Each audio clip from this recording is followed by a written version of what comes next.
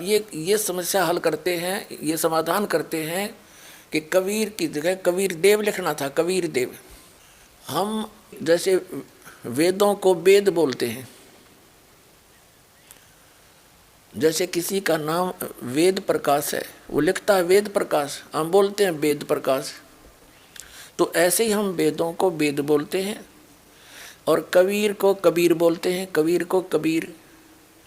तो ये सिद्ध करते हैं कि जहाँ कवि लिखा है ना अपसर्ग लगा के, तो बुद्धिमान व्यक्ति जो परमात्मा से परिचित है, आत्म ज्ञान से परिचित है, वो यदि अनुवाद करेगा तो यहाँ लिखेगा कबीर देव। यहाँ सर्वज्ञ नहीं लिखना, क्योंकि यहाँ परमात्मा की महिमा चल रही है और जहाँ परमात्मा का वर्णन हो वेद में, तो वहाँ कबीर का अर्थ कबीर देव लिखना पड़ेगा। हम कबीर साहब कहें, देव माने भगवान। जिस प्रकार इन्होंने यजुर्वेद के अनुवाद में किया है वो दिखाते हैं। देखिएगा, ये यजुर्वेद है, हमने ऋग्वेद रख दिया, अब यजुर्वेद में दिखाते हैं।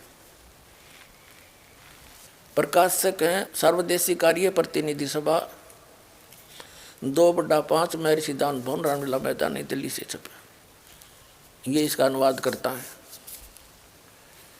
मुद्रक हैं Prince offset printers 1510 Pataudi house Daryaganj नई दिल्ली से। इसके हम आपको 36वें अध्याय में ले चलते हैं। 36वें अध्याय, ये अध्याय 36वां 63 अध्याय।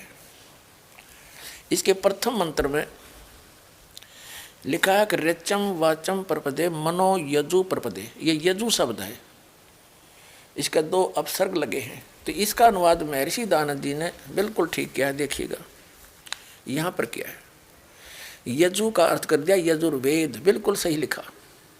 यदि इस शब्द का अर्थ कर देते तो कैसे जानते कि यजुर्वेद के बारे में कहा ये। ठीक इसी प्रकार जहाँ पर वेदों में परमात्मा की महिमा हो तो वहाँ लिखना पड़ेगा कि आप कबीर देव हैं। सर्वज्ञ कोई कवि सर्वज्ञ हुआ आज तक?